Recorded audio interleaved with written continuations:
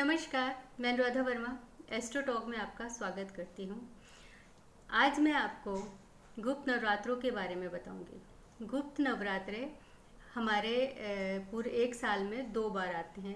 वैसे तो नवरात्रे 4 बार आते हैं, चैत के नवरात्रे और शरदी नवरात्रे।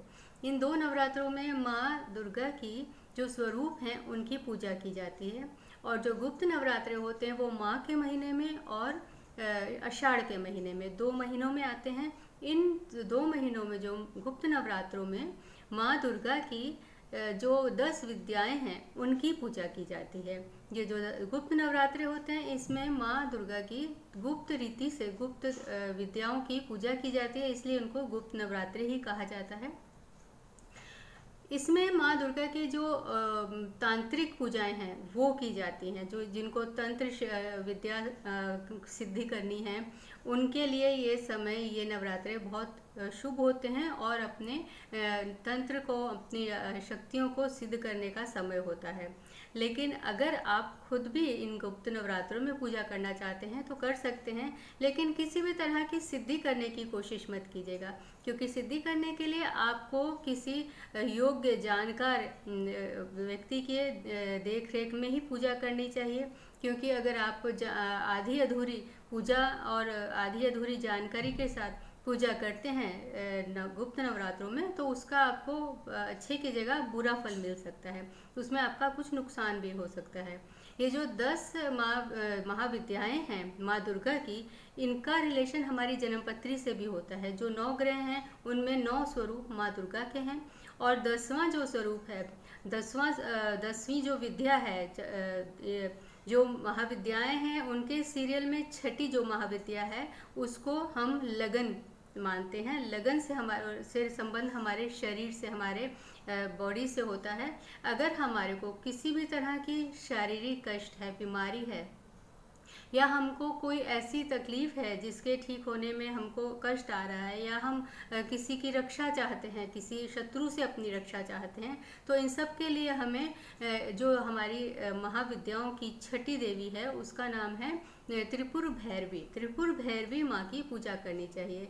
लेकिन फिर आपको इस बात का ध्यान रखना है कि त्रिपुर भैरवी माता की पूजा अगर आप करना भी चाहते हैं, उस शक्ति को आप सिद्ध करना चाहते हैं, तो किसी खास व्यक्ति के देख रेख में और सही ढंग से पूजा हो, क्योंकि गलत पूजा करने से आपको नुकसान हो सकता है।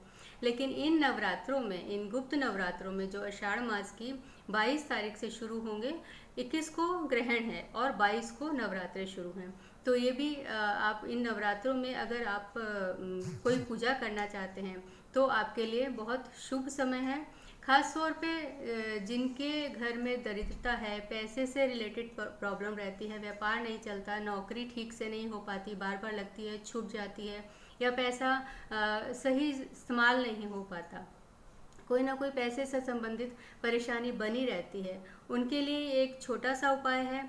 जो गुप्त नवरात्रे होते हैं ये थोड़े कष्ट से पूजा वाले होते हैं। इसमें पूजा साधना करनी होती है, आपको बहुत नियम संयम से पूजा करनी होती है, इसलिए इसमें आप घट स्थापना कर सकते हैं और नियम के साथ 108 श्री सूक्त के पाठ कर सकते हैं।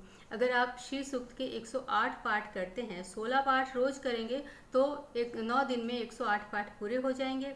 108 श्री सूक्त के पाठ करने के बाद अगर आप 16 और 108 प्लस 16 का पाठ अगर आप और 16 पाठ कर सकते हैं तो बहुत अच्छा है, नहीं तो आप 16 पाठ का हवन कर लीजिए, जैसा आप कर सकते हैं वो अच्छा है। श्री सूक्त का 16 पाठ और कर लेना ज़्यादा अच्छा है हवन से।